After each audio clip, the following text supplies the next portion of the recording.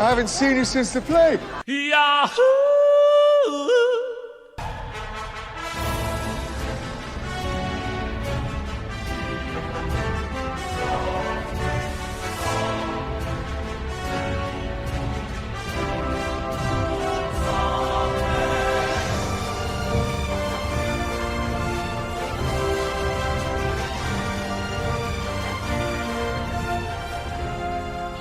Gotta tell me, okay? I'm one of those guys that gets it. Look, I get it. All right, I'm a male feminist. You don't have to tell me. I don't have to listen because I've assigned a label to myself. So I feel that I've done all the work I can and can improve no more. I mean... Sorry, I'm just owning people. I mean satire has reached a new level at this point. I mean, unfortunately, satire. We got to keep up in our satire game because life keeps trying its fucking best to be satire. Yeah, all of a sudden the satire becomes not satire. You're like, wait a minute. Right? No. What are you saying? Have you? This is a bit of a detour for us. Have you seen the new Bo Burnham special? I haven't yet. It's stunning. I'm squirreling it away. You know what I mean? Like, I'm saving that one for it's a rainy day and it's finally time to crack that one open and devote my full attention to it. You know what I mean? Yeah, I'm excited to watch it. I'm excited to watch it. I saw somebody. I mean, first of all, Bo Burnham is a generational talent.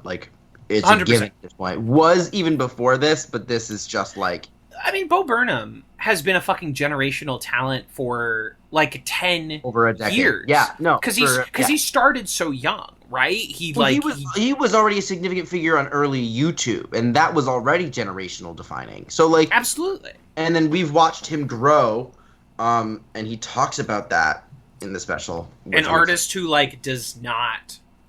I love an artist that is never satisfied with what they're able to put out. And I'm always excited that I'm whatever you do next might not be my favorite thing you've ever done. Kevin, you're gonna love this new piece. But you're gonna try something. I know I'm gonna love it. I'm completely in the bag for it. Yeah. I'm just excited for you to watch it is basically what as far as stand-up comedy goes, I'm the most basic bitch in the entire world. I like John Mulaney. I like Bo Burnham. I like Mike Birbiglia. You know what I mean? Those. I am no connoisseur of stand-up comedy. I mean, because I find it boring. You gonna talk for a whole hour? Valid. Just you? I don't know. Yeah. Less of you should have a whole hour. Yeah, type 15 maybe. Could you do what the Blue Collar Comedy Tour did and 4 of you share 90 minutes? Because now we're talking. Now, everyone comes out, does their best 20, and then leaves. That's honestly great. Yeah. Give me 20 minutes, have a host that doesn't suck, which is a rarity in itself. A rarity. But yeah, no, it's interesting. It's you watch it. His stand-up stuff ventures so close to that line of theater. You know what I'm talking about? I've always called him a performance artist as well. He totally is. He knows it too. He's fully aware that what he does is outside of the realm of I would put stand up by way of Uta Hagen. Stand up by way of Yoko Ono. Was it Hannah Gadsby? Is that her name? Yes. Nanette, and also did Douglas? What's the name of the second special that's on? Okay, first of all, obsessed with her, but she tonally does something that is in a similar vein to what Bo does, and that is, haha, laughs. Okay, but I'm actually going to talk about some real shit, and you're going to listen. It reminds me of the next logical step after the Carlin era of stand-up. You know what I'm talking about? An evolution of. I've had my laughs, but I've grown a bit. Mm-hmm. Yeah. But yeah, I saw someone saying they were I can't remember who it was. They compared Bo to being a contemporary equivalent of this very famous surrealist theater artist. I'm trying to remember who they said. I can think of his works, which is the funny thing, and I can't remember his name. And I can't think of the names of his works. I can like visually see his works because I've watched. Oh my god, he's a French surrealist, and he's like the most famous. Anyway, somebody was like, "Oh yeah, Bo's doing this," and somebody went, "Well, I see what you're saying." They were like, "This is also he's very explicitly manipulating the medium of film as well, or cinema." Because I don't know if I think it was actually shot digitally. Cinema. But somebody was like, yeah, I mean, honestly, contemporary David Lynch. And I was like, I don't know David Lynch's filmography well enough. So I'm excited for you to see this new special and see what I'll weigh in with my my take of how Lynchian it really is. I don't know. People not necessarily in like the thematic relationship with Lynch, but more so aesthetics and manipulation of it's a crazy special. Yeah. Kevin, you gotta watch it. I'm very excited to. I've just like scrolled it away. I'm pinning that down the road. It's not going anywhere. It's on Netflix, you know. I'm pinning it for down the line, and sometime soon I'm gonna pull that trigger and I'm gonna enjoy myself. But I'm just kind of like, what is a good? Someone gave me a nice chocolate, right? And I'm like, I'm going to love this chocolate. But I don't want to eat the chocolate right now. I kind of want to, I have it in my back pocket in case I would love a nice chocolate at some point. Mm-hmm. and I'm going to pull that out and I'm going to My only advice to you is don't let the chocolate melt. Well, absolutely not, right? I don't want to overstay my welcome. And it's also one of those things, and this is just because I'm too online. I need to log out.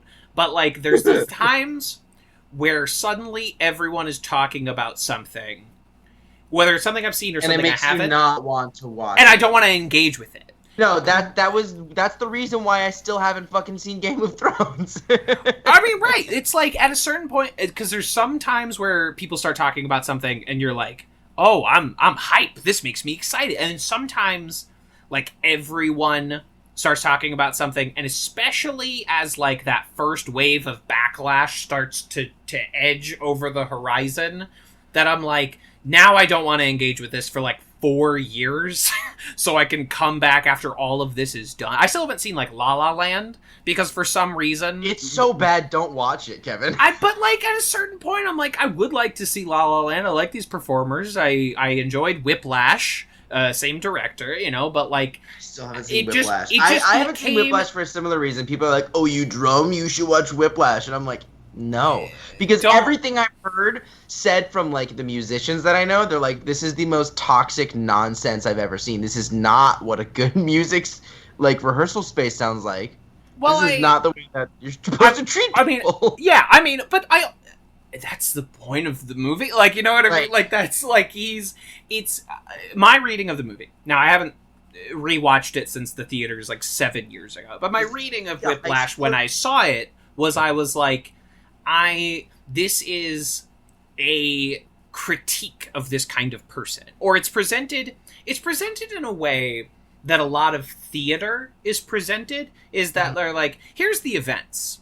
And it is we trust the audience to run it through their own moral filters. Yeah. And not assume we're condoning everything that's happening. No, I get that. I think the takeaway that I've been hearing mostly from a lot of musicians that have seen it is this is just unrealistically portrayed. That might very well be true. Yeah, they're like, yo, I don't know a single teacher that would ever do that, and if they got this would not fly. It wouldn't be a moral ooh, what are your takes on this teacher? Genius. Got such good results, but I mean, honestly, it sounds like an allegory for abusive directors on set. You're talking about Quentin Tarantino fucking literally breaking Uma Thurman, and you're just like, okay, cool, but he's a genius, and you're like, fuck you, right? And it seems like that's what it's an allegory for. But just as a percussionist and as a musician, I look at it and I go, do I need to watch this? Do I need to watch an actor who learned how to drum that they then 80-yard over anyway? I'm like, and everybody is like,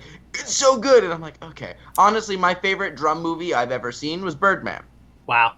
I mean, good. Right? I that's one of my least favorite movies I've ever seen in my entire life. I hate it. I hate every fucking fiber of that movie. I despise it. I'm glad that it brought Michael Keaton back. I'm glad that after Birdman he starts, so cool.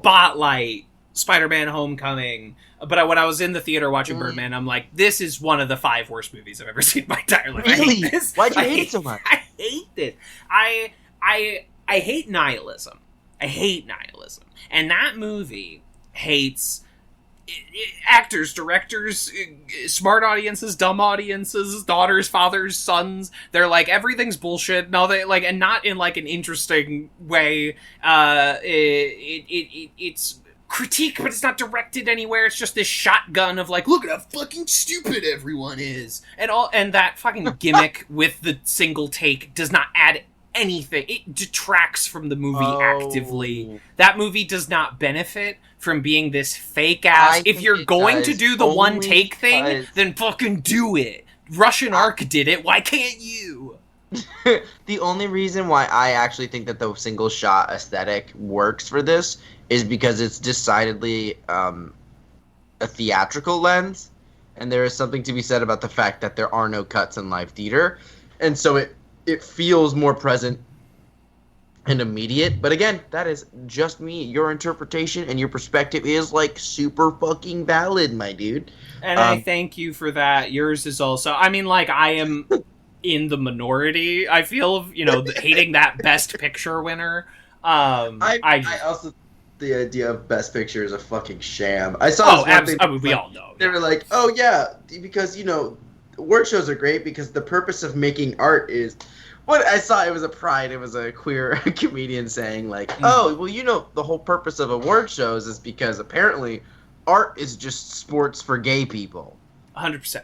Absolutely. And I'm like, I hate that you just clocked that so hard, but that's what it's turned into. It's the way that people watch these things, you're right, art. Is akin to sports. And, like, especially if you've ever been to, like, a public gathering where people are watching it, like, whether it's a party or, like, in a bar, it becomes that same communal atmosphere. You're absolutely right. I think I'm more, and I'm just coming up with this idea right now. Yeah, I would prefer a Kennedy Center honors for film, where it's like, we're gonna kind of choose 5 movies or something like that every year, honoring and we're like, a movie feels different than giving it awards and being like, this was nominated and this won. Like, if it's not even a nomination list, it's just like, hey, we want to celebrate some of our favorites, and they're like, but this is like the community choosing it. It's like, hi, we are one specific organization, and we, as a group of 10 individuals or something, not quote the Academy, which is like, what the fuck? Yeah, I would like a lot more, like, kind of the, how the way they do Best Picture now is they're like, well, there's anywhere between 5 and 10 that are going to be nominated for Best Picture. I would like that if that was just like, no, anywhere between 5 and 10 are the movies we're going to honor this year, and we just honor... Instead of making a winner out of them, just be like, hey, if it was just like, these are some of the best, these are some of our, not even the best, these are some of our favorites. Like, these also, are movies like, that deserve celebration, like, have achieved some special level of craft or meaning, or because that would also allow for more comedies, more horror films, more action films to enter into that conversation. I have been having, over the past couple of years, it's still fairly new for me, a newfound love of horror movies. Like, I used to avoid them at all costs. I used to hate them. I was like, no, I don't want to get scared. Why would I do that? I thought it was so stupid. I was like, why would someone pay money to get scared? Now I fucking love it. And most of it is because I love special effects. Especially when they're done in some sort of practical way. But also, like, gaining a love for the aesthetics of, suspense, and the way that they can it takes a special amount of skill to be able to carry an audience along with these themes and get them expecting. And then, of course, finding, like, the tropes and finding, like, joy in recognizing them, and when they're done well, when they're done poorly, and loving them in both circumstances. It's a whole thing. And loving good horror is about watching bad horror and learning to appreciate like the good, like you're like, yeah, you're watching a horror movie and you're like, yeah, okay, you had the thing jump out and it scared me, like, great, good job, like, awesome, great, good job, well, you got a good jump scare, but I saw it a mile away because the music cut out 20 seconds earlier. Yeah, it's like, right. And then you like watch someone that does it poorly, like executes the same idea but is nowhere near as effective, and then you're like, hey, good job, other horror, like it's you're like, weird... oh, okay, like you can still pull it off, and and like, yeah, there's also something to be said about horror movies that don't have jump scares. Like, I don't think there's any jump scares. If there might be one actually in like The Exorcist, like the original Exorcist, stunning movie. Got an award for it, right? Absolutely, because it's one of those things where, like, just it leaves you with this sense of chill, and you're like, what is happening? But you know what I finally watched for the first time ever recently? Can't wait for whatever this is gonna be. Saw 1. James 1. Wan's Saw 1. I have now seen the original trilogy, as it were. I'm deciding whether or not I want to move forward with the 9 other films, which I might not. I've heard that they are just gore for the sake of gore, and diminishing fucking returns. Parts of the Saw films. The Saw sequels learned the wrong lessons from Saw 1. I would. Even watching Saw 2 and Saw 3, my question is, did they even watch the first one? That's an excellent question. Or did they watch the trailer and they're like, oh, I know what this is. Oh, yeah, got it. Cool. Big machine, scary mystery, dying man. Got it. Okay. But little guy, tricycle. I get it. But, like, the thing that caught me so off guard is because in my head, Saw is gore and, like, self-harm and this and that, right? And in the first movie, it's hardly there. Yep. It's surprising. There's one big they don't show any of these things happening. It's all implied, like Jurassic Park style, like, oh, you know that she's stabbing this person in the stomach because we have a shot from below of her stabbing down. Right, and you're like, okay, I know what this is implying. It's plenty creepy. You don't need to show me the special effects, implication of violence or gore is often much more effective than the actual. Absolutely. I mean, not to knock on basically like watching Friday the 13th and watching an arrow go through someone.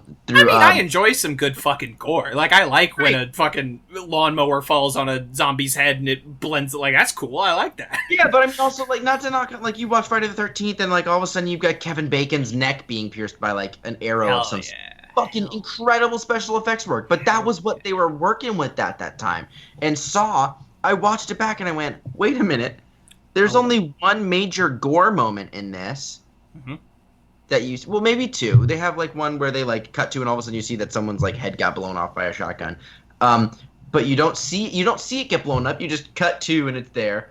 And you're like, oh, okay, that's some pretty cool, gore prop aesthetic, good stuff. But it's the whole movie sets you up from the top. You're like, this guy needs to saw his foot off. Boom. And you know that at the beginning. And the whole movie is them building up to this moment. Is he gonna do it? And then he does it, and they don't show any of it. They do the one moment, the super basic, the really just the classic special effects where you get your dull blade, you put a little bit of red paint on the very edge of it, and then when you run it across skin, a little red line of liquid shows up, and it looks like they've cut the skin, and then they cut away, and then they never show his foot area until at one point they cut back and they have a fake foot in the shackle. That is the goriest the movie gets. Mm-hmm. It is all about the psychological trauma inflicted on these people being chained to a radiator and trying to figure this out. And I was like, this is a mystery movie and a suspense movie. And it's so well done. Oh my God, I didn't expect it. Because James Wan, good at directing movies. I in my humble opinion. And then I was like, wait, that's the dude from Princess Bride. Like, just a crazy fun time. The cast was great. It's also still it's interesting because I've recently been watching a lot of movies from this time period right now. I don't know what's in the water, but I'm like, let me watch Saw and the Blade trilogy right now. And everything is either super blue or super green. You know what I mean? Like, they went, the Matrix successful. Let's just steal this color grading. I mean, because honestly, like, that fucking digital filter technology was very new, and so everyone was like, a new toy? Yeah. No. So, like, Matrix, green, you know, like any movie set in the Middle East or Mexico, yellow. Like, you just, like, fucking toss it on there. And honestly, one of the big early proponents of that were the fucking Coen brothers with Oh Brother, Where Art Thou? Where, like, good. No one had ever made a fucking movie that looked like that before. Because they were like, look at this new toy we get to play with. But do you know what? Again, another new thought. Brilliant. Jumping off my brain. Do you know what that Saw franchise trajectory, where a small element of the original ends up taking over the franchise? You know what that's oddly analogous to? What? Home Alone. Oh. You know how you watch Home Alone 1? Mm-hmm. And it's like an hour of this kid just like dealing with loneliness, learning how much he actually appreciates his family, becoming enamored with this like old man he was previously afraid of, and like about the reconciliation of family at Christmas. And then there's like 20 minutes of, you know, Joe Pesci getting an iron dropped on his head or whatever, and how every sequel to Home Alone is 90%. Like he's whipping bricks off the roof. Same bad guys that escaped, and it's him.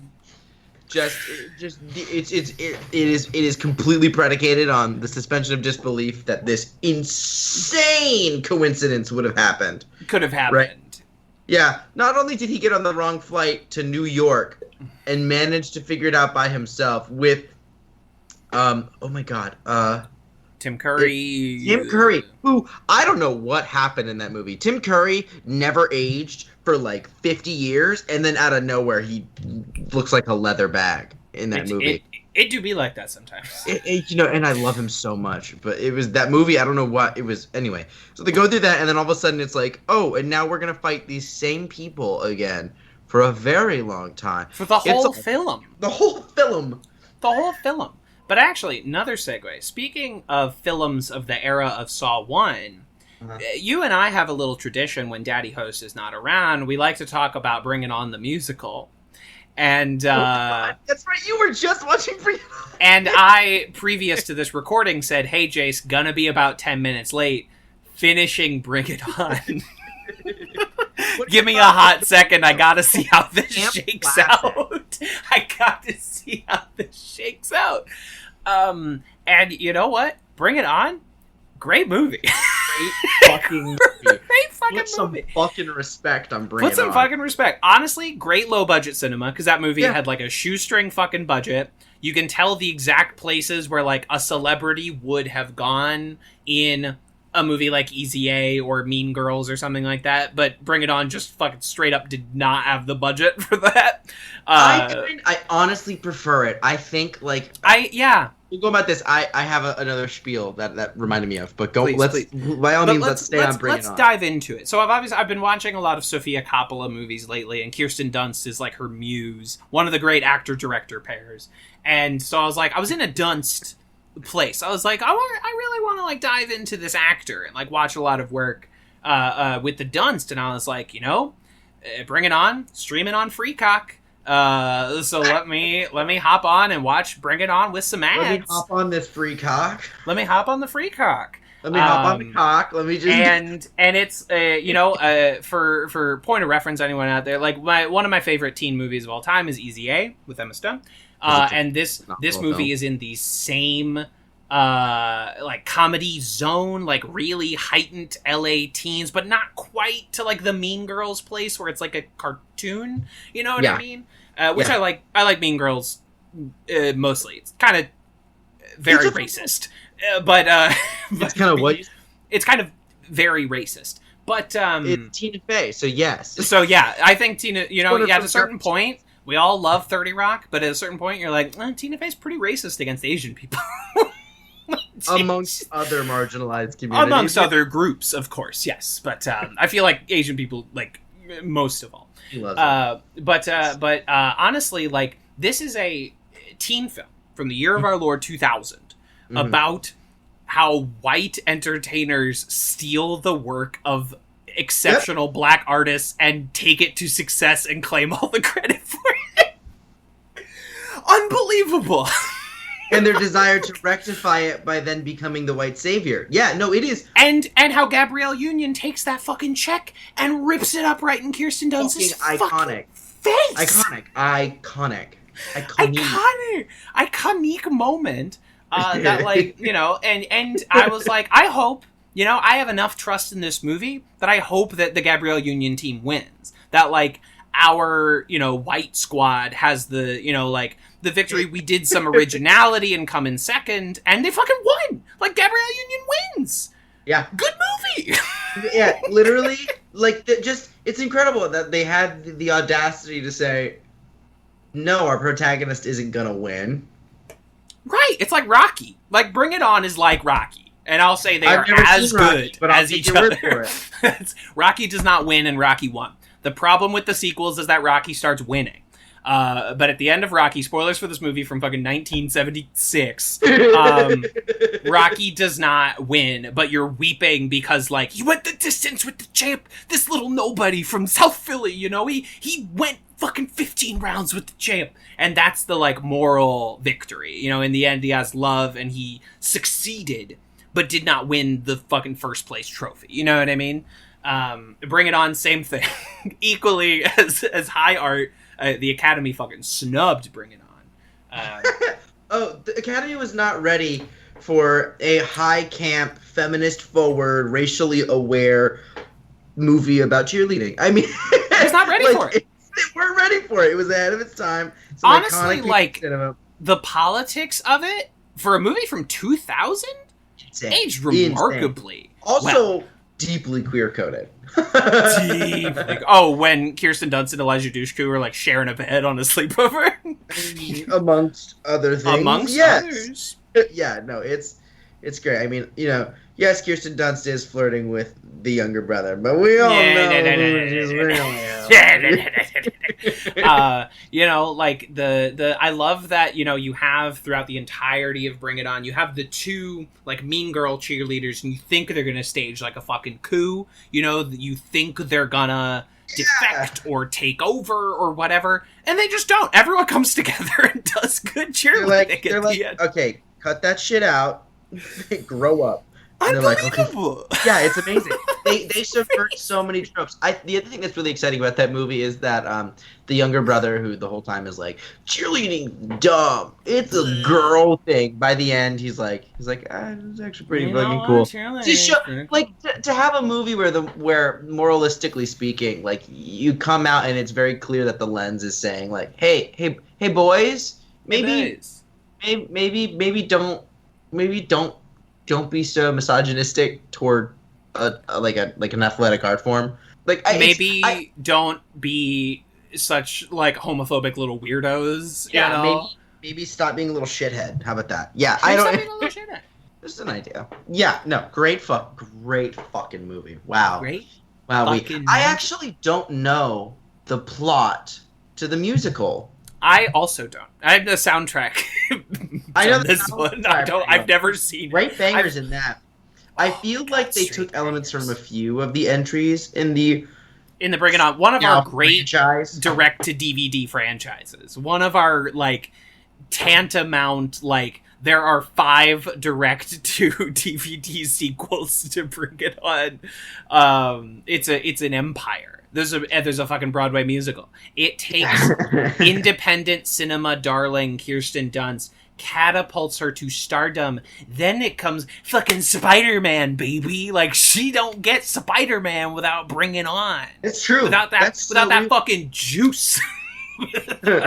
I'm not. Admittedly, I'm not a huge Dunst fan, but, like, get on the Dunst train, choo choo. I know, I need to, but it's just, you know, and I do honestly. I think most of the blame goes toward the way that female roles were written in the 2000s. I mean, that's absolutely true. Dunst has been doing it since she was, like, 10 years old. You know, like, she's in the, like, the 1994 Little Women with, like, Winona Ryder. She's doing something right because she keeps getting hired. She's in fucking Interview with a Vampire with, like, Tom Cruise and Brad Pitt. She's, like, 1,000-year-old vampire, but she's in, like, a 10-year-old's body. You know, it's one of those. Right. and she starts out as this indie darling with shit like Virgin Suicides and everything we've just mentioned before. Then she becomes like a big Hollywood star. Admittedly, like she doesn't carry like a franchise. You know, she's the second lead in the Spider-Man films. And then, you know, she goes through a lot of shit in her personal life. She goes through substance abuse, as many young stars do. Especially from that decade, basically. Yeah, and then she comes out on the other side. She goes back to her, like, low-budget indie cinema roots. Indie roots. Finds, like, a man who loves her so much, and they seem to be very happy together. Who's she with now? She's with Jesse Plemons. I don't know who that is. Good for her. You've undoubtedly seen him around, but he's a very normal-looking man. Like, and I don't mean that in a disrespectful way. He's a great, like, everyman. They were in Fargo Season 2 together, playing a married couple, and that's how they met, and then they become a real-life couple. Oh my god, I know this guy! Yeah, I knew you would. I just wouldn't. I'm like, okay, no Scorsese, game night, Friday Night Lights, where you... Messiah. That's what I know him from most recently. Yes, he's the FBI agent in Judas and the Black Messiah. Excellent performance. Yeah. So they're together, and they seem to be very happy, and once every year or 2 years, you get to see, like, a great Dunst performance now. I'm loving it. Loving it. Oh, he was in, do you remember that 2012 board game adaptation of Battleship? Oh, Christ. Was that the one with Rihanna? Yeah, with Rihanna and the other guy from Friday Night Lights, Taylor Kitsch. And they wanted to be Michael Bay Transformers so fucking bad.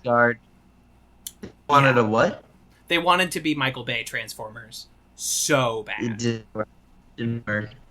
It didn't I don't even go. know how Michael Bay does Michael Bay, quite frankly. Like, I don't know.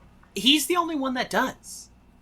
I actually talked about this with Daddy Host a little last week, where it was like, you don't appreciate Michael Bay until you see someone trying to be Michael Bay and completely falling apart. Yeah, it's... this is the other reason I know him really well. The Black Mirror episode of the USS Callister, which is probably one of my favorite Black Mirror episodes. Gotcha. I haven't the Star seen Trek much. episode. I don't really watch Black Mirror, but okay, that's one I think you should watch. That's on the same like wavelength as like a San Junipero, where you watch it and you're like, oh damn, this is actually a really good episode.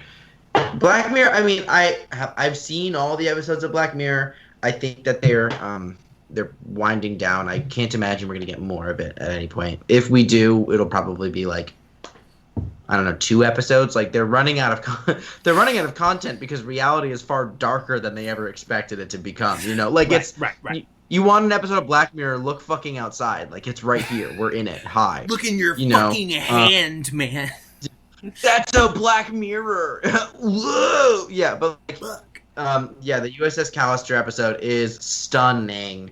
Highly recommend watching that. Really cool take on virtual reality, artificial intelligence, autonomy. Just it's a really great. Honestly, it feels less like a Black Mirror episode and just a fucking phenomenal sci-fi that is slightly influenced by some sort of fanfic of Star Trek. It's a really exceptional episode, and I highly recommend. But yes, Jesse Plemons is in that, and he's one of the main characters, and does a great fucking job on that one. Understood. Great actor. Quite the filmography that guy's got, and I'm seeing a number of them with the Dunst. Very exciting. And he's also in Jungle Cruise, which is supposed to come out this year that I can't wait to not see. I have AMC stubs where I can see like 3 movies a week for free, and I'm like, Blunt, Dwayne. Yeah, I'll sit down for Jungle Cruise on like a Wednesday evening. Yeah. It's Disney chasing another another Pirates of the Caribbean. They're like, look, we've got one of these classic movies. It's interesting. What people liked about Pirates of the Caribbean is that it was based on a ride. That's what people like. Well, And the thing was, like, it was so loosely based on the ride because the ride was so, like, basic, essentially How do you plottless. base anything on a ride? Like, it's just about pirates. I don't know. Because that was the thing. They were like, oh, we can actually do any plot we want with this, right? Yeah, because it's not a plot. It's a ride. Like, it's right. There's pirates and there's moments that you see. Oh, they're chasing this one person now. Oh, okay. And then they came up with these characters that were beloved characters, and they took great care in making sure that there were these consistent rules in the universe and blah blah good blah. action, good actors. Yeah, and then they took it and then they reapplied some of the plot from those movies into the ride after the fact, and it became a nice connected little moment. Good for them. Awesome. Great job on that. Yeah, great. Imagineering connected to the cinematic universe. Blah blah. Wow, blah. love some brand integration. Yeah, way to go, Disney. You did the thing that you're known for. Did your whole shtick. But then, but the thing is, I'm pretty sure it was before we got Pirates of the Caribbean, we got a fucking insane movie that is similarly the same exact premise, only Disney later on did not reapply stuff from the movie to the ride. Do you know where I'm going with this? It's not the Haunted Mansion with Eddie Murphy? It certainly is the Haunted Mansion. Okay. Okay, here, take this little grain. Same year as Pirates 1. No shit. Same exact year. And it's amazing. Well, you can watch like that battle. Yeah, they put 2 rocket ships that were like about, or it's like a drag race, you know? And like 2 cars are at the starting line, and one of them the runway exceptionally. One of them blew up at the starting line. One of them breaks the sound barrier. One of them does a backflip and explodes, you know? Somehow ends up further behind the starting line than past it. Yeah, absolutely. No, I watched it. I think the most recent time that I watched Haunted Mansion was actually this previous Halloween. Oh my god, okay. I watched it, so I was like, yeah, let's fucking do it. Disney Plus was like pretty fresh at this point. Because Disney Plus is still, I keep forgetting, Disney Plus is like barely a year old. Yeah, like, it was like, still... well, it was late 2019 or something like that, or like early 2020. But yeah, so it's like a year old, but of course it's already become a staple because Disney is fucking Disney.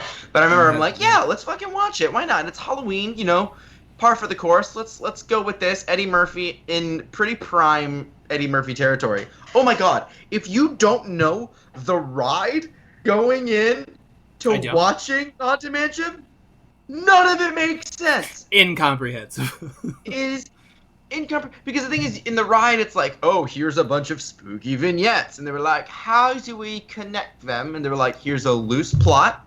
And then we're never going to explain why all these things are on this property. We're just going to accept that this is the way that this haunted mansion exists in this universe. This is the way. And it's wild. Eddie Murphy plays like a real estate guy, and he cares more about his job than he does about his kids. And then they go through this whole haunted thing. He almost loses his wife to a ghost, and the kids get really scared. And in the end, he learns to take time with his family. Apparently, it's a story about how men need to be supernaturally frightened by the potential of losing their spouse in order to give a shit about their family, which is just a great, wholesome, moral. Something the whole family... I mean, like, that's the weird thing about so much family entertainment, is so much family entertainment is about how much, like, husbands hate their families and wives but it's understandable hate their husbands. Give a shit because he's internalized capitalism, and we should actually feel bad for him. It's like,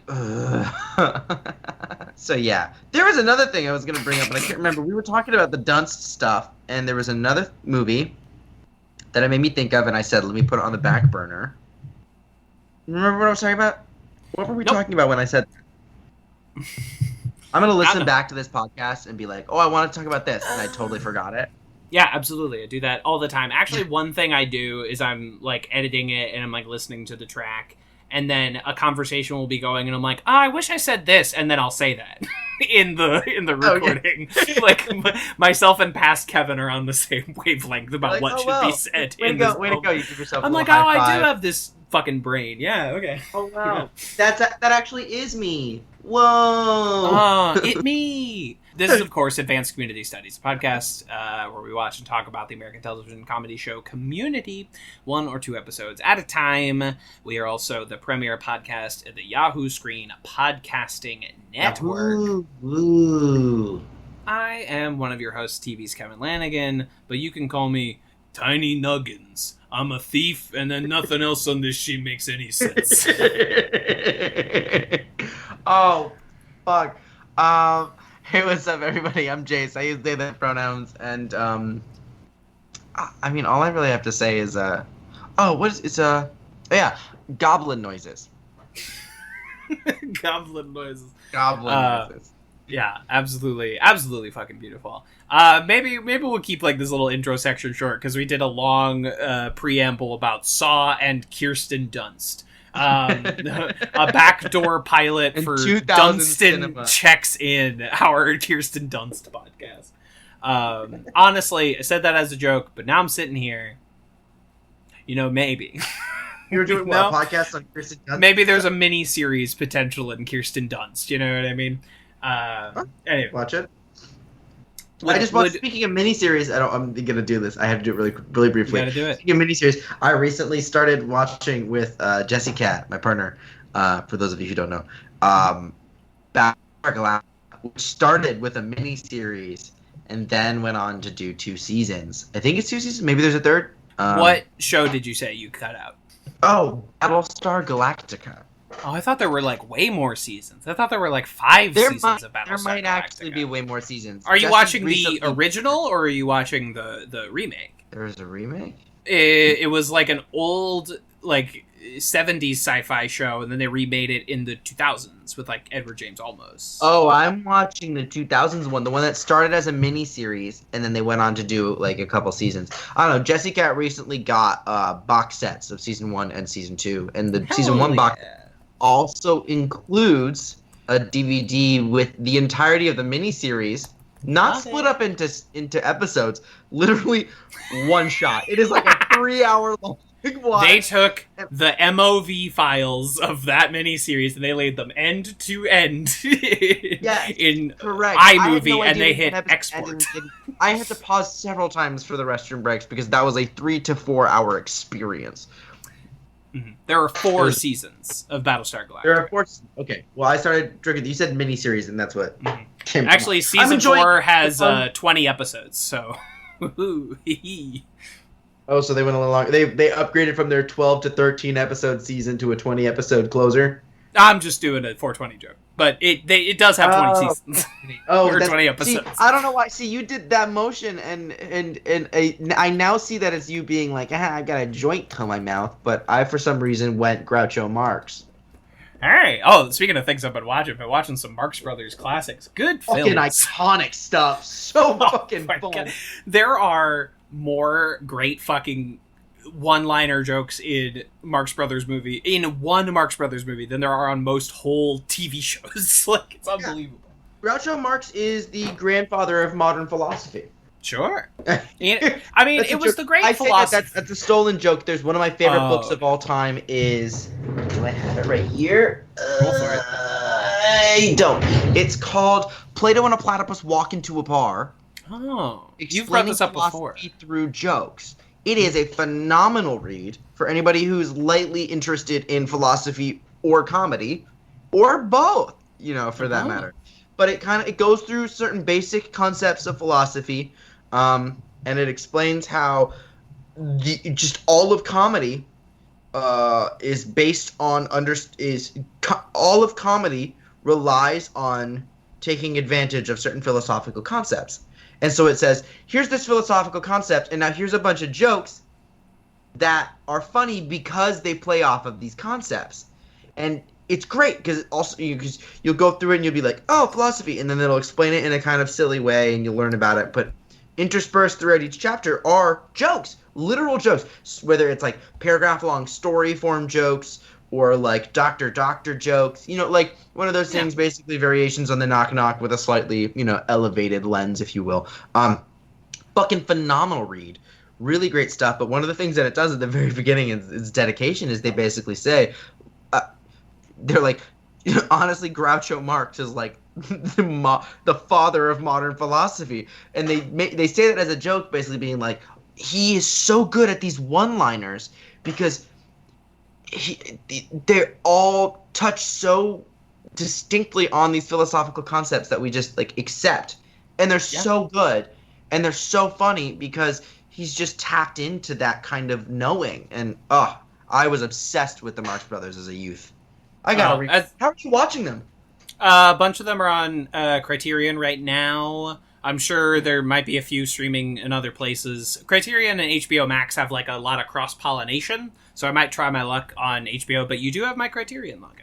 I believe I do. Yeah. Yes, and there's a lot of stuff on there. They got a whole I think they have 11 Marx Brothers movies, but some of them are leaving at the end of the month, so you got to chop hop too. Anyway. I'm signing in right now to take a look and see. Take a look. Because I love me some Groucho. I mean, honestly, my favorite thing was Harpo Marx, quite frankly. That makes a lot of sense for you. Right? I mean, I've always been obsessed with physical comedy, and I just... A living cartoon character is Harpo Marx, even more so than the other Marx Brothers. Groucho was the witty one, Chico was the Italian one, and Harpo was the handsome one. Or no, not Harpo. They've got so many. Yeah, they've got a lot. Wow. Well, yeah, I mean, do you know the story behind why Harpo Marx doesn't speak in any of the movies? No. It's so good. I was this kind of nerd. He used to speak. So they were, vaudeville performers. They would perform on stage. They'd go around the country doing their bits. Yeah, they would take their, movie concepts around the country and, workshop these movies as, stage shows. And then they would, refine it down and fix the jokes, and then they just film a movie based on that earlier on when they first were getting started, Harpo used to speak. Harpo was a fully speaking character, that characterization, and he was... very commonly speaking, and the story goes that they were performing, and somebody was just intensely harsh and was like, you should stop talking, you're not funny. And he went, fuck you, okay, I will. And so he just stopped speaking. And it became one of the most it's iconic. Nobody comes close to the kind of physical prowess that Harpo Marx brought. I remember so distinctly, and it's etched into my brain. I couldn't tell you which Marx brother it is. Not which Marx brother. Which Marx Brothers film it is.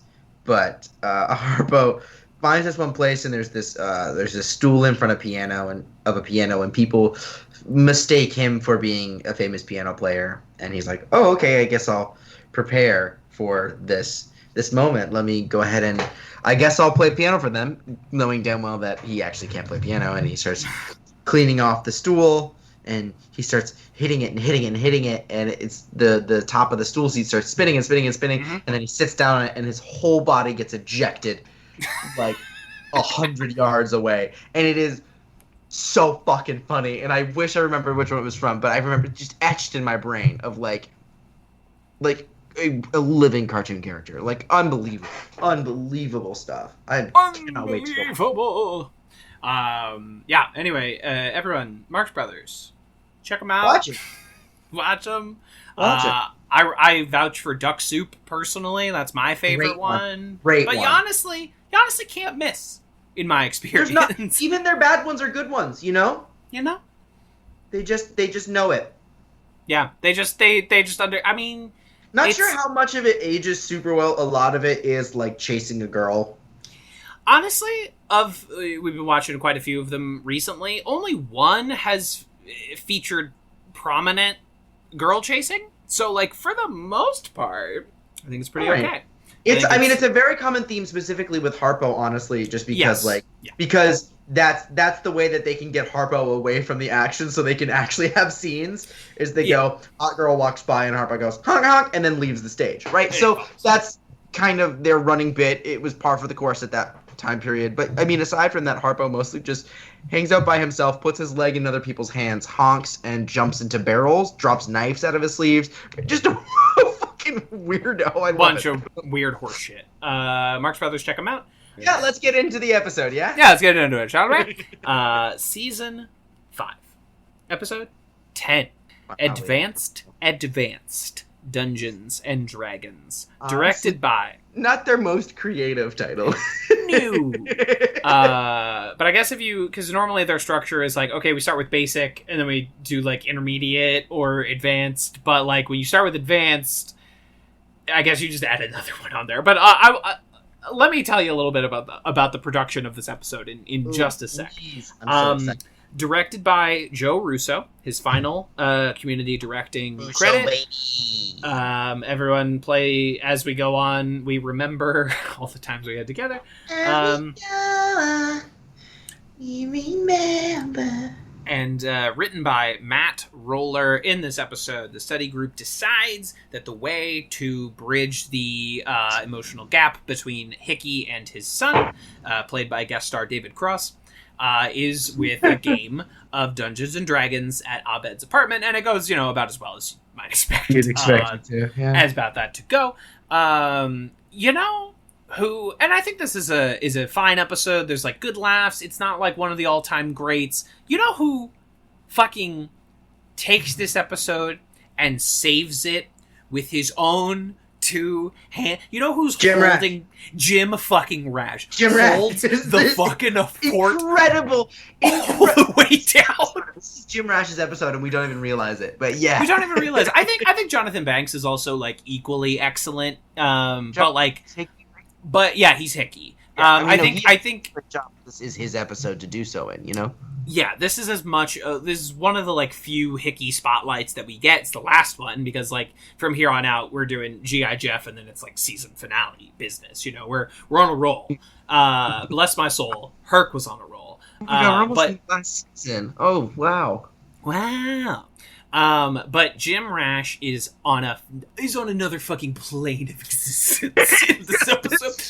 The fucking like shirt business where he's sending messages, the pantomime of getting stabbed to death, self-impaled, hug his father, who is I hug my father, clearly a younger man than him.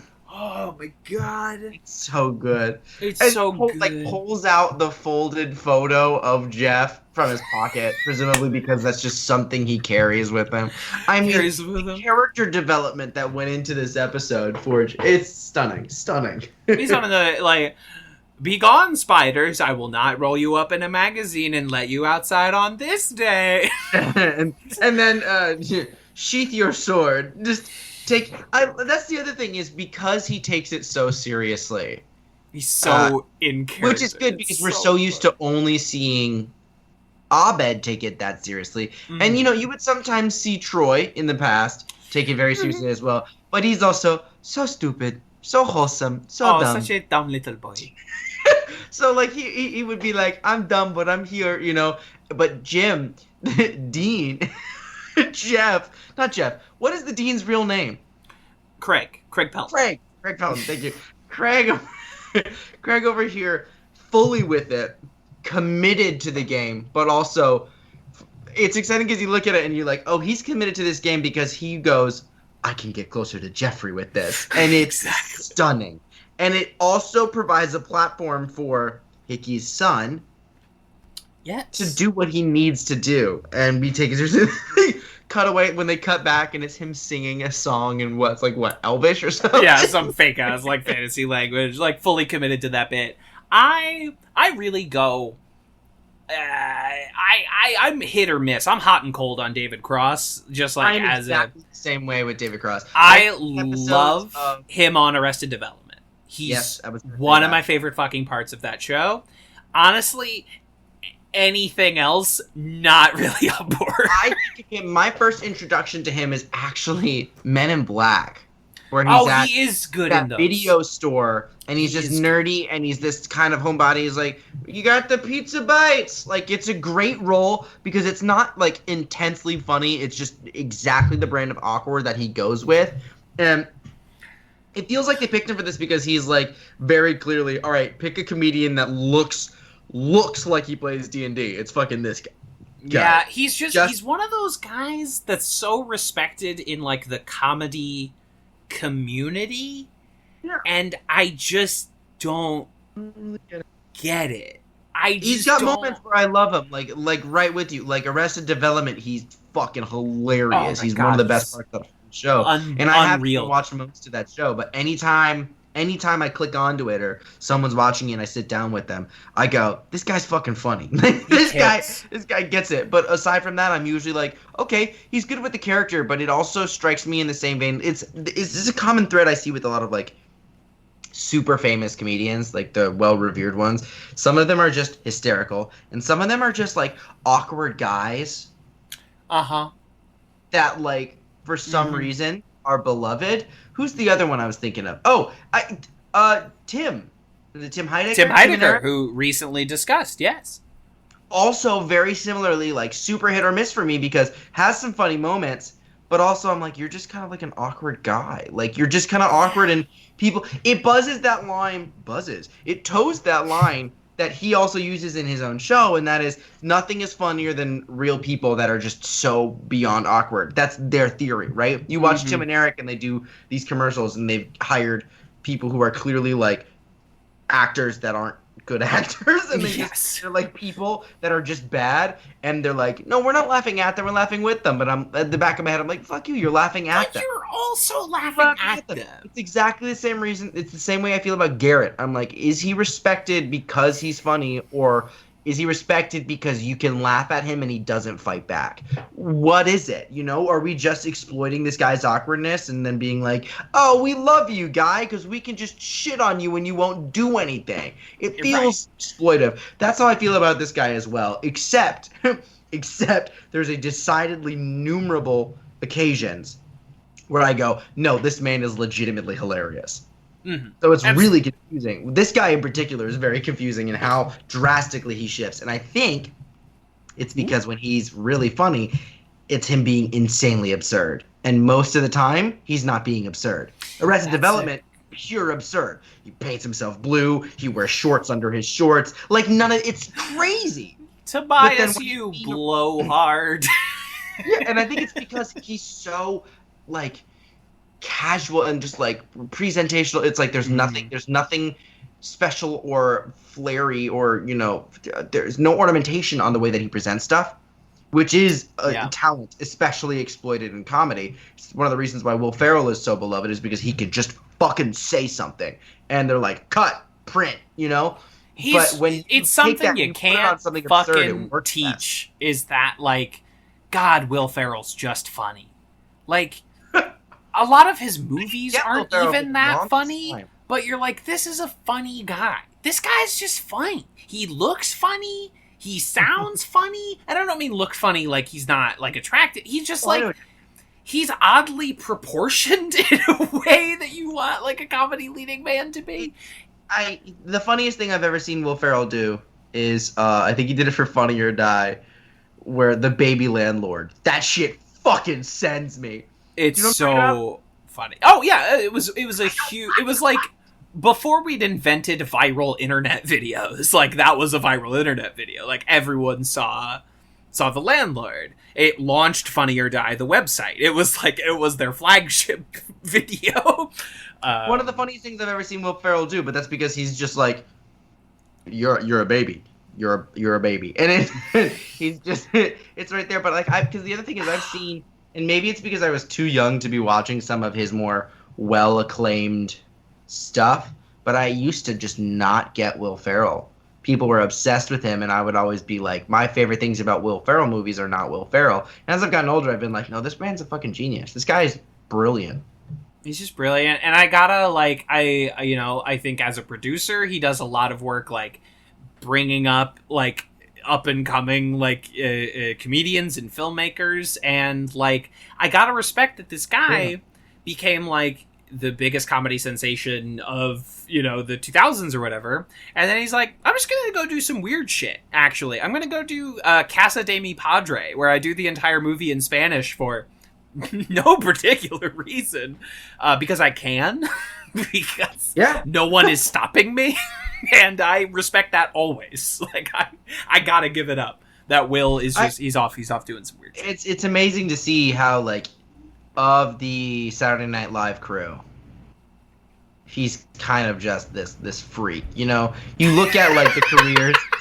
You look at the careers of nasty people, freak. He's just a freaky dude. No, you look at the careers of people that came out of Saturday Night Live, and some of them are just massive, insane careers.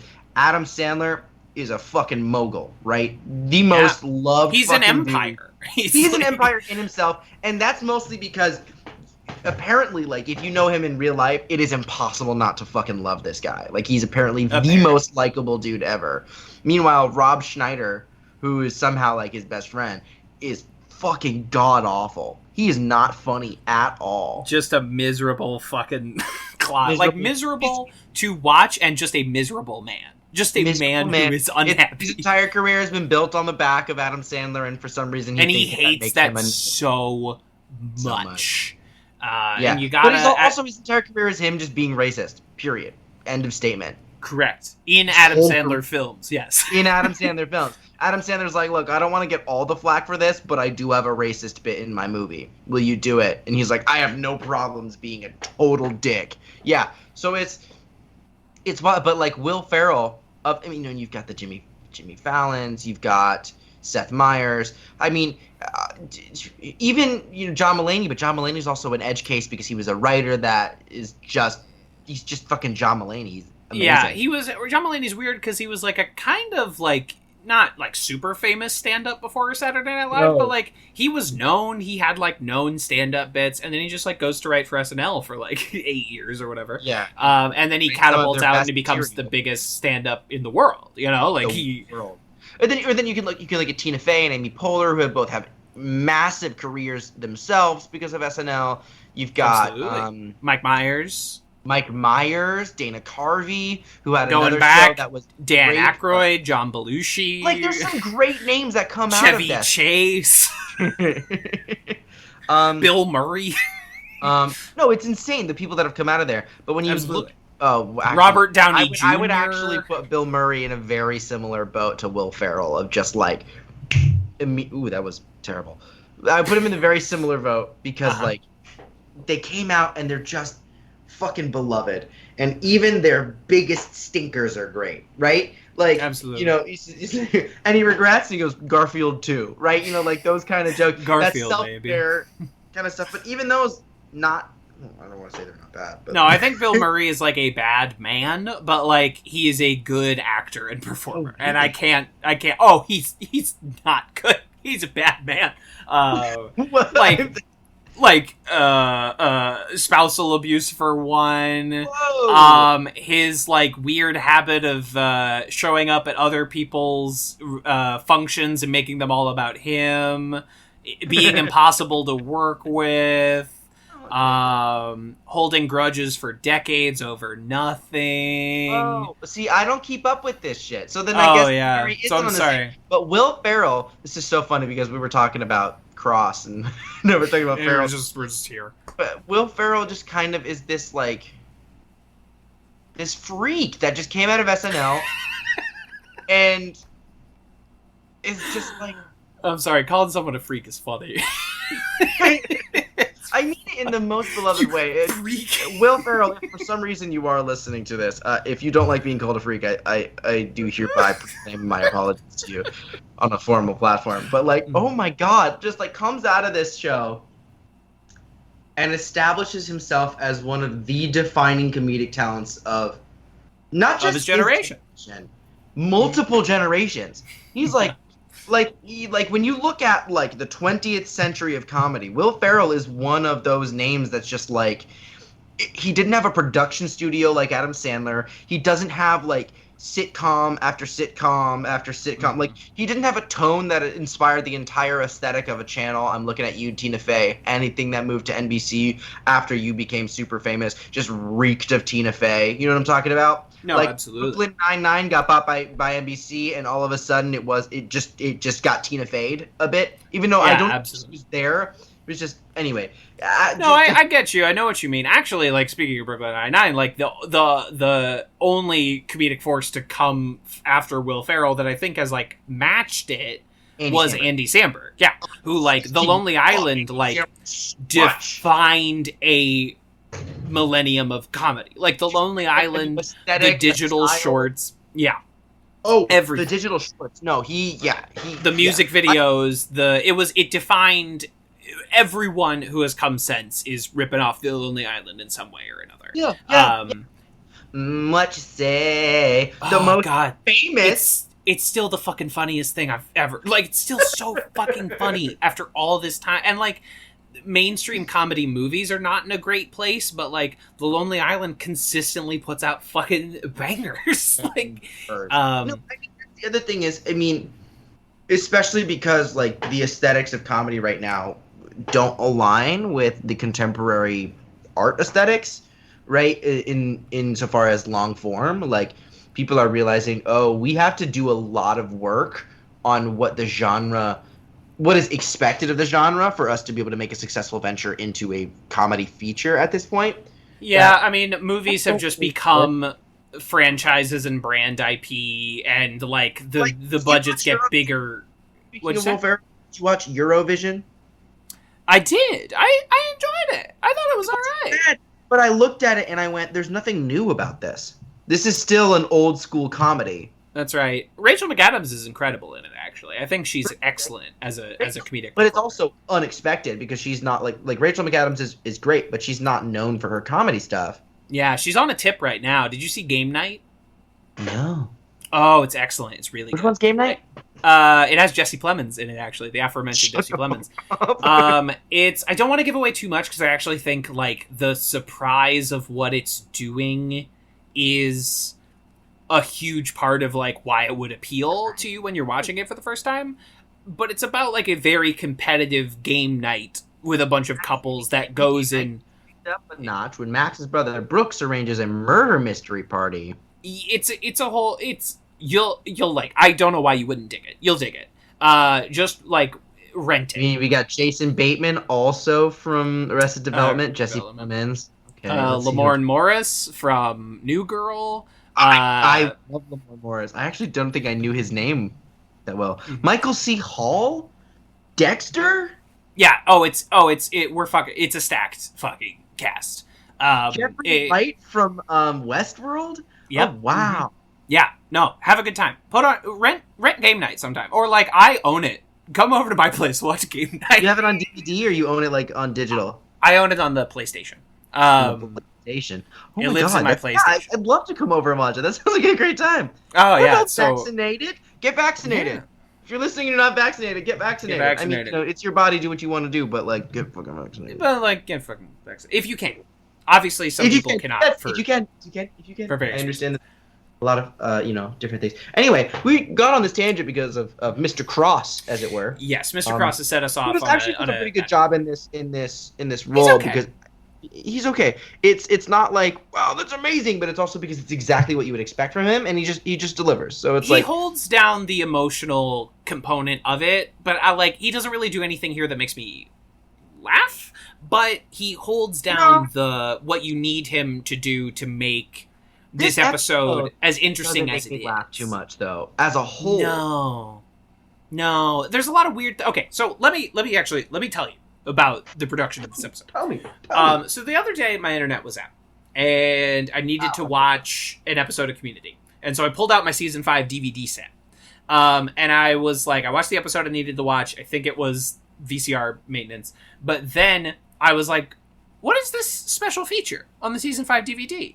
And it's called Advanced Television Production, and it's like an hour-long documentary about how we start, like, in media res. They're writing this episode, and slowly it's revealed that they are filming it at the same time, and they have not, like, written the second half of the episode as... Yeah, who were we talking to that was talking about how that was actually a pretty common practice in some of the earlier seasons?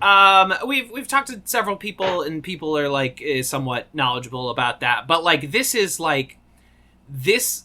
needs to be, like, we are shooting pages and we don't even know. It's not that we're rewriting. We are writing. Like, we have nothing. It's not that we need to fix it. It's we actually don't know what's happening. We don't know what's happening, and we don't know what we're building to. So we're, like, watching them make it at the same time that they're, like, editing the beginning of it, and they're like, we haven't even thought of what the last 2 episodes of this season are going to be. Like, we don't know what any of this is going to be.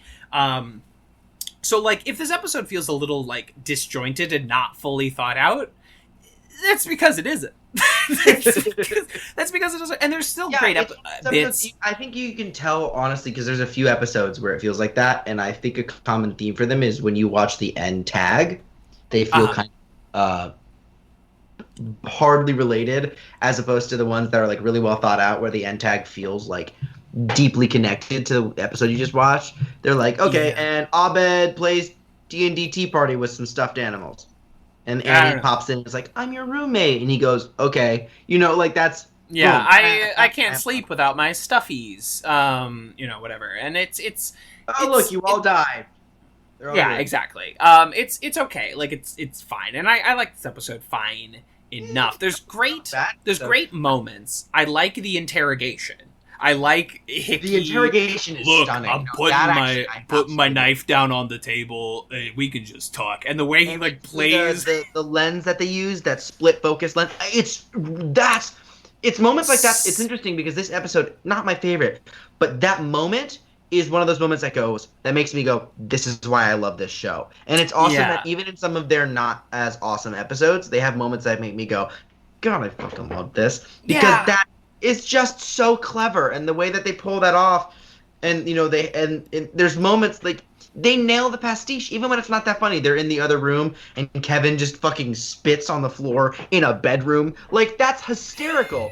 Like, objectively funny moment, and it feels like, you know, you're standing on a hill outside in Lord of the Rings and someone's saying, we must do this, and someone's fucking fed up and they just spit because they're distracted with whatever's going on in their internal systems. They're traumatized from the earlier events, from falling off of a bridge into Skull River or whatever the fuck it's called. And, like, they nail it. They absolutely nail it. It's just, there's something about it you can kind of tell that it's like, there's usually this kind of interconnected tissue that the show has that it's just not quite as present. It's still I think the performers are really holding this down, but there's weird bits where I'm like, Shirley gets taken out in the middle of this kind of for no reason.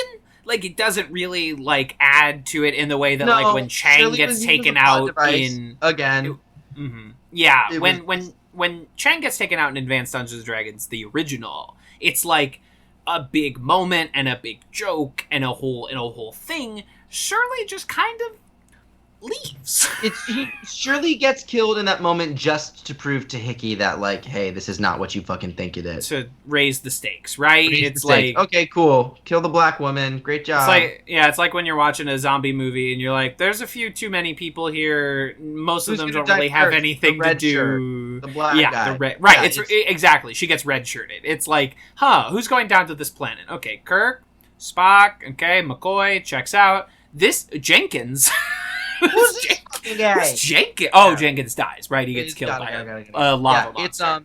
It's Galaxy Quest, which I was just thinking the same thing. That I gotta watch again. One of my favorite movies of all time. Sam Rockwell as Guy Fleegman, the red shirt who gets brought onto the ship and is just petrified the entire time he's gonna die.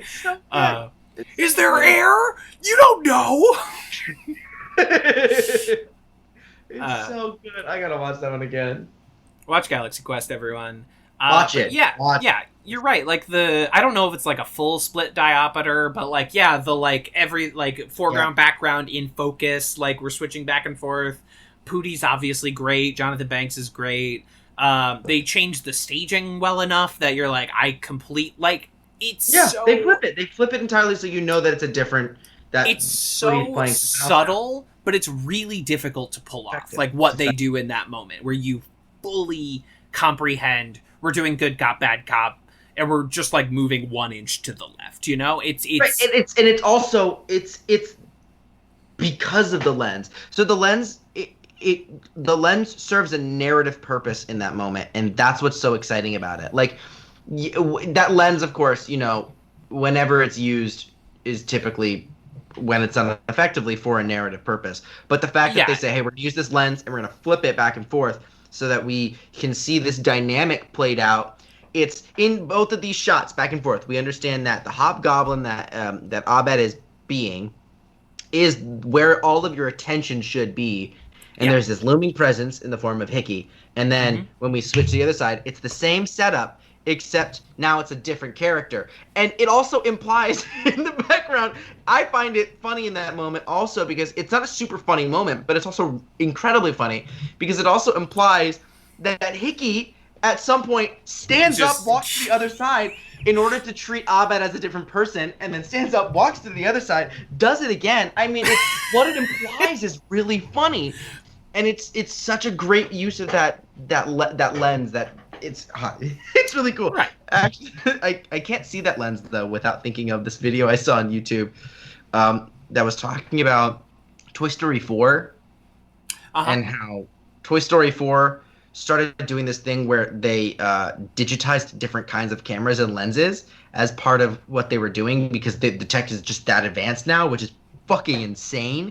Mm-hmm. But like how they had that split focus lens at one point in the movie, and it looks it's got that blur right in the middle as well, and they're like, it looks that way because it's based off of a real thing, and how that whole movie you can do whatever you want because it's digital, but it's all based in techniques that we're familiar with in the real world, and it just goes to make these things seem more real in that context. Because Pixar is much more based on live action. As just speaking of like cinematic techniques and framing, it's much more similar to a live action piece that would use real actors than it is to Looney Tunes. You know, it's much more similar in its visual language to like a live action piece than it is to most of things that we would think of like a capital C cartoon. Anyway, you know, Pixar's on some shit. I don't know. Pixar's doing a lot of stuff. But I can't keep Pixar. I don't know what Pixar's doing anymore. I think Luca is the next Disney Pixar. Yeah, something like that. I don't know. I'm not sitting here like putting them on my calendar anymore. I'm just like every so often I'm like watching something and I see an ad and I'm like, oh, there's a new Pixar movie coming out. That might be pretty good. Oh, Soul seems interesting. Soul had its moments. I have some complaints. I have some quibbles, but I also wept like a baby. You know what I mean? It's like... Oh my god. Yeah. Oh yeah, just filled with existential dread after that one. So thanks, yeah. I want to ask more parents. I'm like, okay, did your kid like Soul? Are we like, as Pixar finally like pushed past, like, we finally made one that's for children? Yeah, is this like, this kids is actually like this fully a movie for adults at this point. All? But anyway, yeah, this is good. And to speak about like one other thing about this episode that I really want to touch on is the resolution, or even more so, the lack thereof. The resolution? Yeah. Whereas last week with VCR maintenance and educational publishing, Daddy Host and I were talking about how those plot lines just sort of end. Like, there's not really any resolution to what happens. It's just like, well, all the plots just sort of stopped happening. Then they died. You know, It's Always Sunny, Dennis is like, and then they just end. But this episode, the lack of resolution is the point. Like that Hickey and his son, whatever his son's name is, that they haven't like cured 40 plus years of emotional damage through one episode of Dungeons and Dragons, like we did with Neil in the previous Dungeons and Dragons. But it's like what happens feels much more quote unquote real and like emotionally honest. Is that like the accomplishment is that like this father and son are doing something together. They're communicating. They're expressing how they feel. And it's through a game, but like that, I mean, may I speak for a moment on male friendships? Like, by all means, please do. I'm expecting your take on that.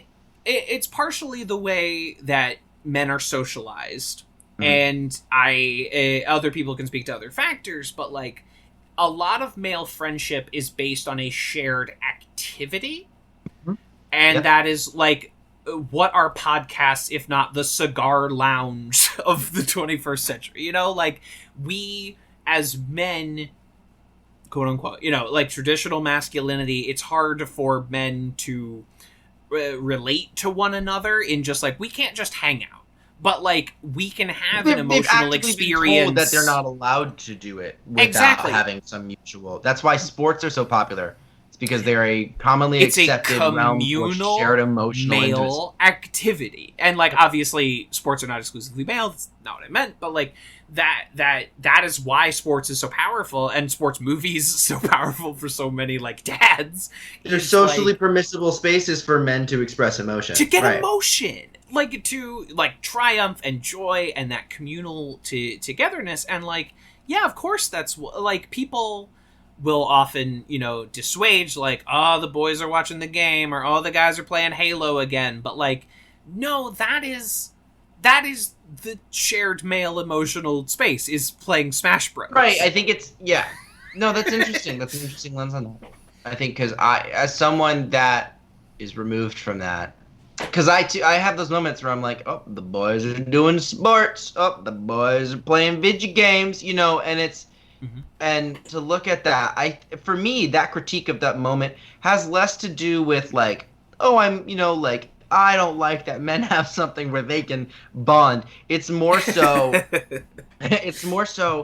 being so fed up with patriarchal expectations. Certainly. Let me preface it with this. Patriarchy harms everyone, right?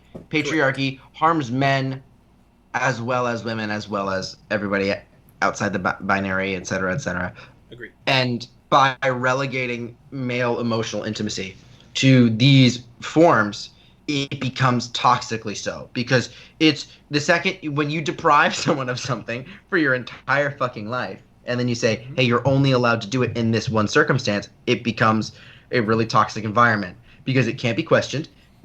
We can't look at it and expand out of it, and it becomes a scapegoat for all these different things. So when I look at it as the boys are, watching sports again, not that there's a bad environment, because there have been plenty of times where I've sat down and not plenty of times, let's be honest. There have been times when I've sat down and there's been sports playing and I've enjoyed myself because like there's fun moments. I usually just like, I like the snacks and I like the laughing and the goofing off. It's a social activity. It's right. like we were talking about earlier with the Oscars. It's like, it's not really about the Oscars. Like it's a social activity. Like hating the Oscars is part of the Oscars. Only benefit production companies that make these movies. They don't help the actors. They don't help. It's all bullshit. But the idea that patriarchy has relegated these relationships to these spaces, that when we say, no, the boys are doing this again, it's because it's frustrating.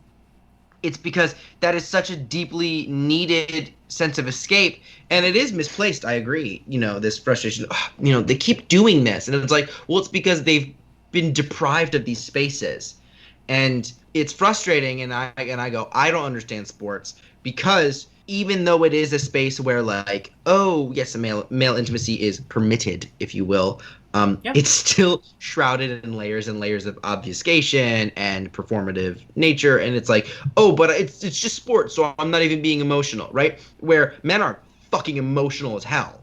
Oh my God.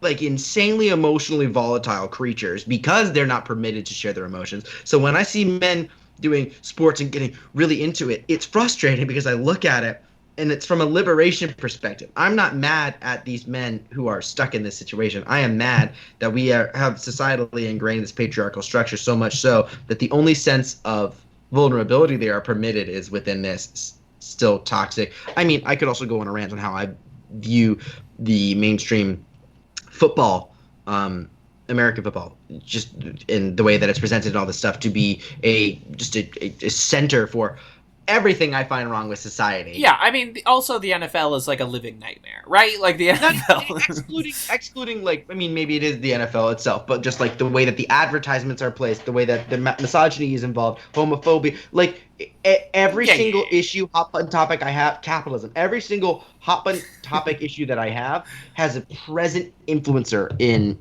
football, more so than I would say in certain other sports as well. And I just look at it and I go, if we just said, hey, it's I just want liberation for all, and it's upsetting.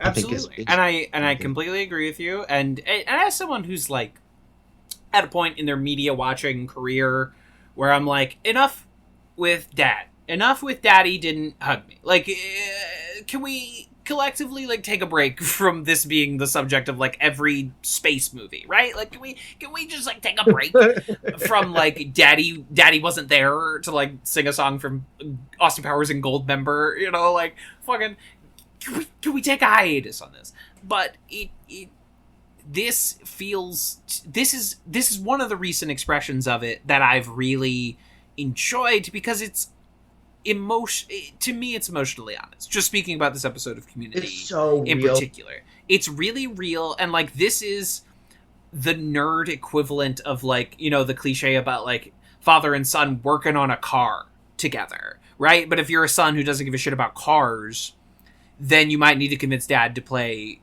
D&D. Right, and it's the flip of that. It's the dad meets the son somewhere, but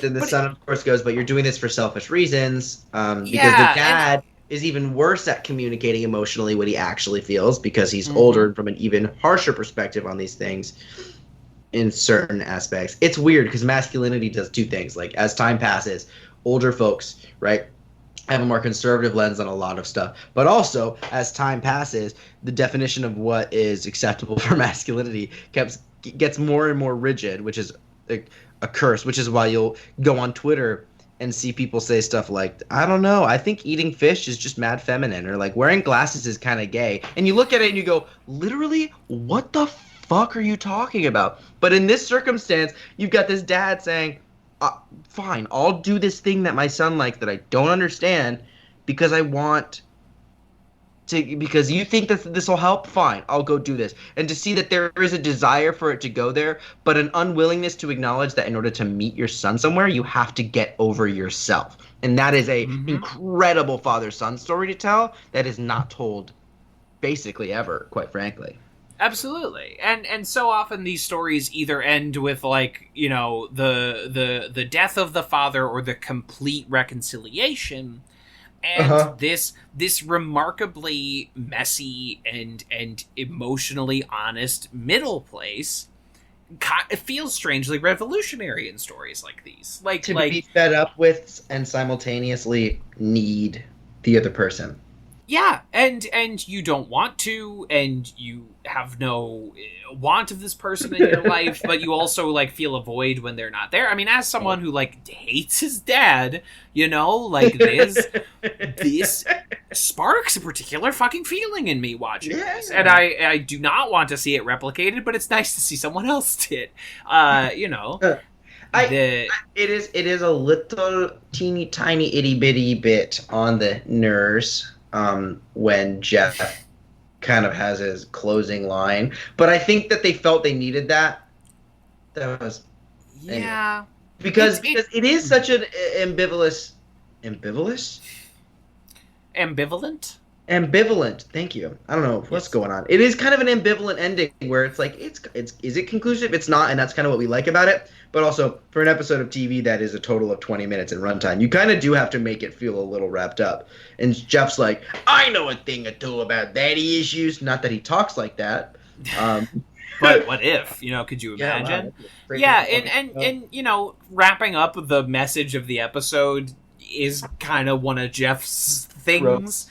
In lieu of a full Winger monologue, we sort of get it succinctly tied into a few short lines.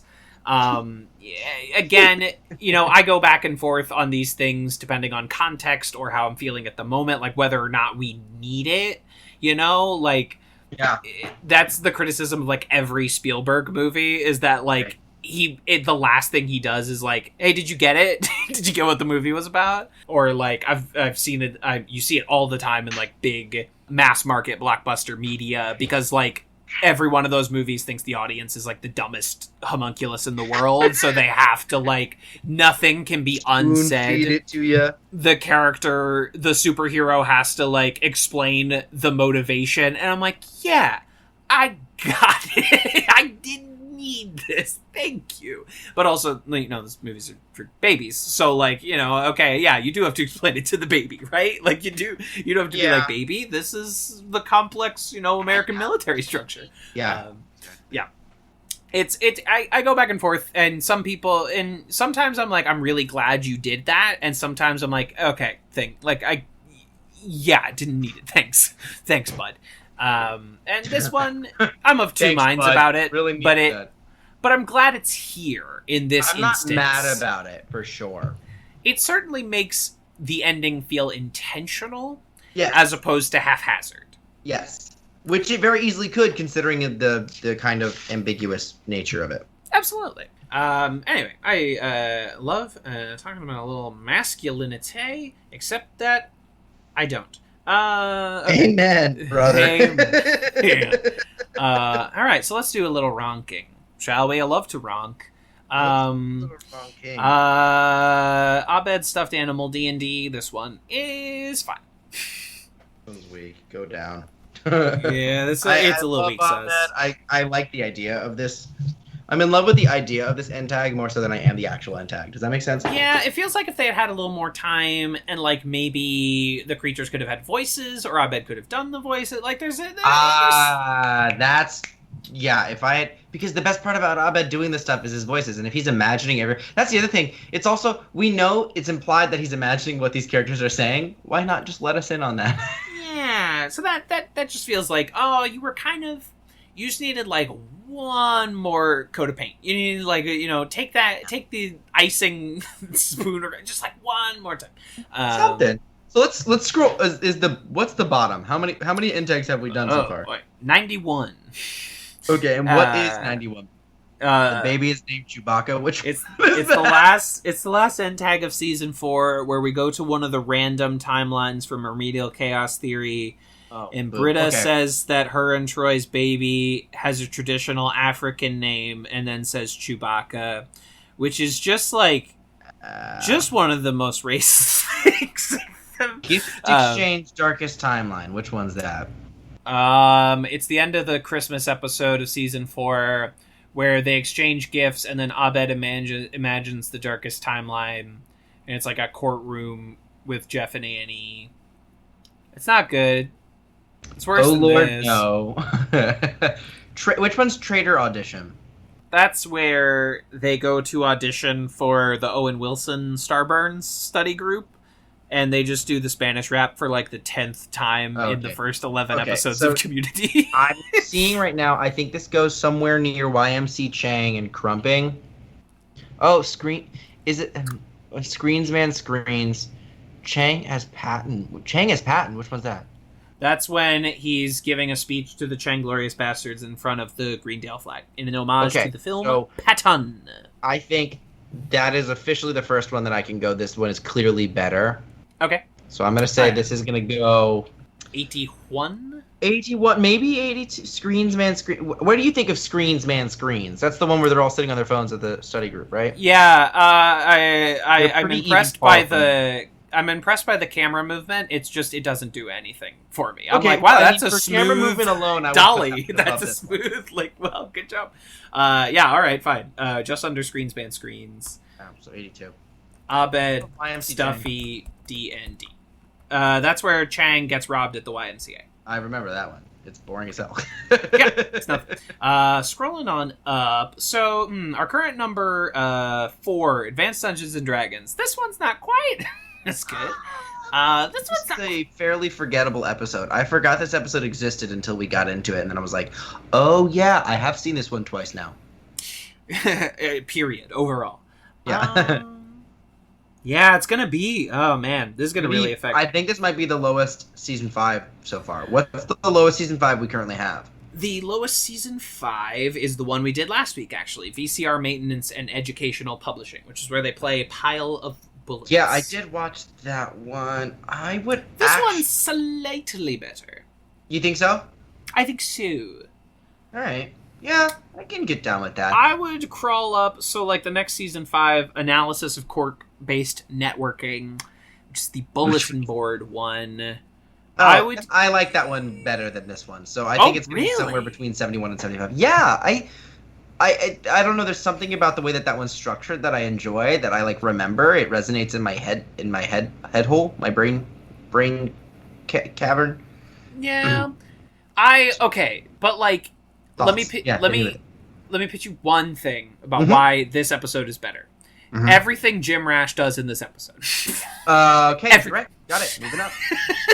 Okay. Easy but sell. Honestly, Kevin, easiest sell you've ever done. Easiest sell. Intro But honestly, that's the season 4 Christmas episode with Malcolm McDowell, and it's like kind of long takes, you know? It's like, I honestly think that's where I hit the ceiling. That's where they tie up the history teacher. Oh. Yeah, I think honestly, Advanced. Put this as the new 71. I think Intro to Knots is slightly better than this. I agree. If nothing else, for like, oh, that's some nice cinematography. You didn't have to do that. Oh, that steady cam. S5E10.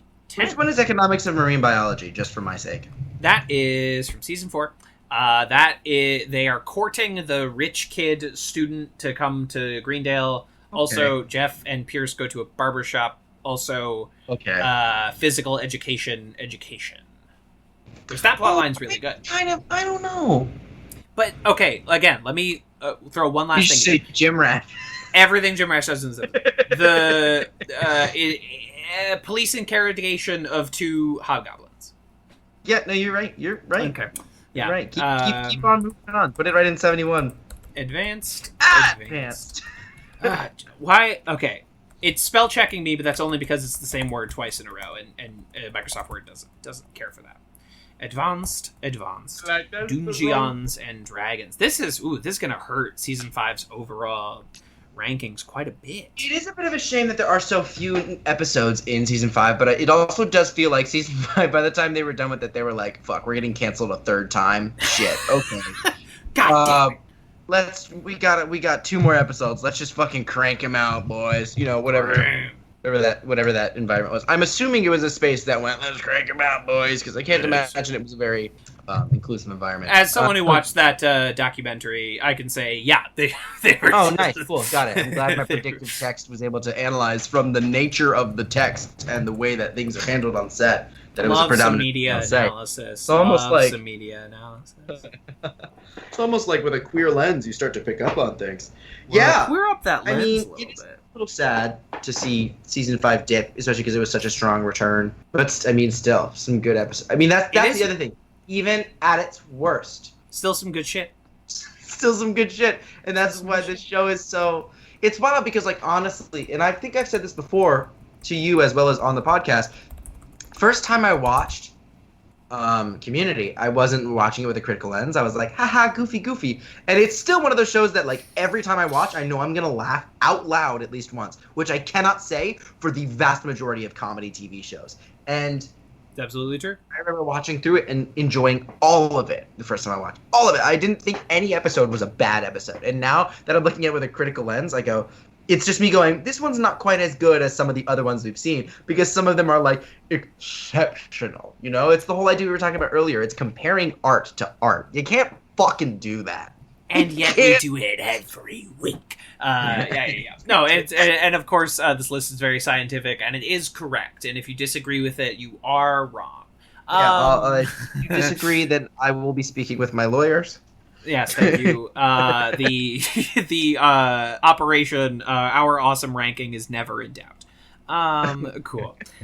So actually, I don't think any places changed. It just made some races closer as far as the averages are concerned. Oh, that's nice. But I don't want to give away all the answers just yet, especially since we're only doing like 2 more episodes for this season. So we might as well save it for like a big final wrap up at the end of the season. Wow, this is crazy. It's so wild that like we are finishing up season 5, and I'm fully seeing, because if we had done 2 episodes at a time for this season, right, we would be basically almost done with season 6 as well right now. With the show. It's just so crazy to see that this show, which started the beginning of quarantine, you were like, well, we're trapped inside. Why didn't we talk about this show that's coming on? And now, as things are opening up again, whether or not that's a good thing is up for debate, but we're like starting to wrap things up. It's just such a surreal timeline marker. It's just time is so fucking crazy, and this podcast is quite a snapshot of what this past year and some odd months has been. It's crazy stuff. And our various mental states at any given time. Oh man, the mental health journeys we have all been on. Yeah, I'm exhausted. You know, a roommate gave us like a 2-day notice of them leaving, so that's been a great stress on myself. So I'm taking a personal day tomorrow. I'm deciding right now. You take it. Yeah, it's supposed to be my day in the office, but I'm like, actually, I might go to Manhattan, but it's just to pick up comic books, and then I'm gonna go see. Wait, and then you're gonna go see what? And then I'm gonna go in the evening. I'm gonna go see Shiva Baby. Oh my god, it looks so good. It looks so good. I don't really know like anything about it, but everyone says it's great. I'm like, good, okay. I love. You need to know much going into it. It seems like a pretty self-explanatory. Like someone goes to a Shiva and they see people they didn't expect to see there, and it's a contemporary take on like just basically what it means. Sounds great because I warred over like, okay, I could see Conjuring 3, but I haven't seen any of the other Conjurings. That's on HBO Max. Don't go see that in theaters. It's AMC Stubs. I could see it for free, basically. Or I could see Quiet Place Part 2, but I haven't seen Quiet Place Part 1. I haven't seen the first one either, yeah. Yeah, so I was like, you know what, I'll pay a little out of pocket and I'll Where go are you going to get comic books? Because I got the day off tomorrow. Maybe I'll head into Manhattan and get some comic books. You wanna Forbidden Planet. My former employer and my current place where I have them set aside comic books for me every week. Amazing. Yeah. Oh yeah, I paid for them. Tomorrow's Wednesday. Yes, tomorrow's Wednesday, New Comic Day. And I was like, I'm going to a wedding this weekend, so it'd be nice to like have something to read in the hotel room, you know what I mean? Got to make sure I have my comics. Anyway, the second collection of oh my god, what's it called? I remember. There was this one. I got it in is it over here? I can't find it. I got it when I was in St. Louis, and it was one of my favorite trades that I've read in a minute. It was about Bitter Root? That's the one. It was Bitter Root. Yeah, I remember you talking about that. Number 2, or not number 2, but trade number 2. All good. Yeah, and of course it is the second week of the X-Men's big gay party, so I got to make sure I'm caught up to date on the big gay party. Yeah, I want to read everything in this new X-Men before I get to that. And no, you got it. No, you got it. It's not. I mean, you might be able to read the big gay party in isolation and enjoy it, but like, there's so many references throughout it that the context just makes it like glorious. You know what I mean? Like, there's a lot going on. Also. The context is good. Like, it's not homework. I love context. I mean, it's also fun stuff. Yeah, I've heard it's the best X we've gotten in a long time. So for forever. I've talked about it infinity times on this podcast. No one wants to hear me do that anymore.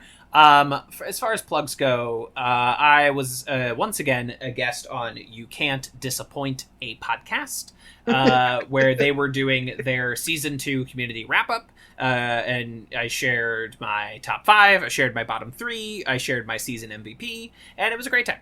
Those are fun folks that I got to hang out with and do that. Nothing else on the docket, but I have a camera and I am filming things, and eventually they will be uploaded, and the place where they will be uploaded is youtube.com/Kevin Lanigan. So excited for the creation of art that you are about to love to make art. Gonna spend 6 months filming and eventually edit it, but I really just want to film right now. I feel it in my bones. Let me know if you have any projects that are that you want me to help out with. Oh, please. I'd be more than happy to tag along, because I've got a schedule that is open to it because I quit my corporate job. Yeah. Mazel on that. Thank you. Good for you. Any pluggables? I have one. I got one pluggable. Ow. So, as you may know, if you have been listening for a while, my favorite drag performer in the world, named Junior Mint, who is a good Judy of mine, she is absolutely incredible. Follow her on Instagram at Junior Mint with 2 T's. She's great. She's just a black trans woman who is the most like, honestly, she also has a great Patreon where she kind of gives like Monday sermons and she talks you through some stuff. She's absolutely phenomenal. I highly recommend it. She has a new makeup line and it's incredible. I have the palette literally right in front of me. It's so good. I'm not being paid to tell y'all this. I literally just love this palette so much. The colors are amazing. And they stay on so well. I've seen her recently do a few drag shows where she's wearing her own makeup, and that shit stays on. It's so good. And the colors are fabulous. Highly pigmented, great for all different skin tones. And there's an Instagram channel for that. Instagram account for that as well. Minty Makeup, mint with two T's, MINTY.makeup. Give that a check. Check that out. Go get yourself a palette. They're really not that expensive. I want to say they are. How much are they? Let me check real quick. They're really not that expensive. They're incredibly high quality, and it goes to a Black trans woman drag performer who is doing incredible work for the community and all around. They're $30. It's a $30 palette. It's got incredible colors. It's got like 3, 6, 9, 12. It's got 15 different colors on it. $2 a shade. It's amazing. So good. Amazing. So that's my plug. Support a Black trans artist and support queer liberation, I guess. But I don't know. It's great. Give it a follow. Get yourself some makeup if that's what you're into. Really great stuff. And it's just getting started, so hopefully there will be more. It is still kind of a small batch, so get it while you can. But there should be a full line, I believe, coming in the near future. I don't know if that's like public information or just conjecture. I actually don't know for sure. I just knowing Junior Mint, I'm sure that that's what she's trying to do at some point. But yes, I love Junior Mint. I love her makeup. Go ahead and give that a look-see. Give your money to Black trans people. Woo! Happy Pride Month. Happy Pride. God bless us, everyone. Woo! Yeah, I deserve that. I had that coming. It's okay. We will be back next week with the divisive animated episode G.I. Jeff. Divisive indeed. Divisive indeed, but until next week, it's divisive for a lot of Jeff and Annie shippers because it makes their age gap longer. But until then, pop, pop. Pop, pop. I'm trying to remember. There was another call and response that we did, and I can't remember what. And also with you? I don't think it's I don't think that was it. Anyway, a doo-ba-doo-boo. Caleb's not here. He can't get mad when I stop it right here. Oh, thank you. Very nice. I'm a little upset that I rhymed here with here, but you know. You gotta do what you gotta do. Yeah, it's improv. There's a lot of lacks in improv. You can kind of. Everyone's just impressed you. Did it rhyme? Yeah. You win. You win. Gonna bring it on. Gonna bring it on. Bring it on.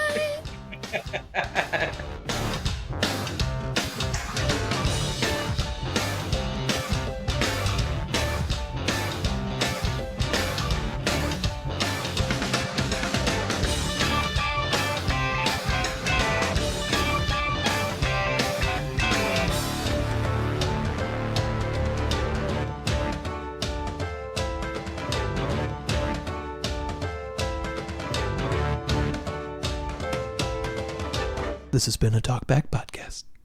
That was quite a show. Very entertaining. Please tell your friends about this show. Boopy doopy doop boop sex. Larry, I'm on DuckTales.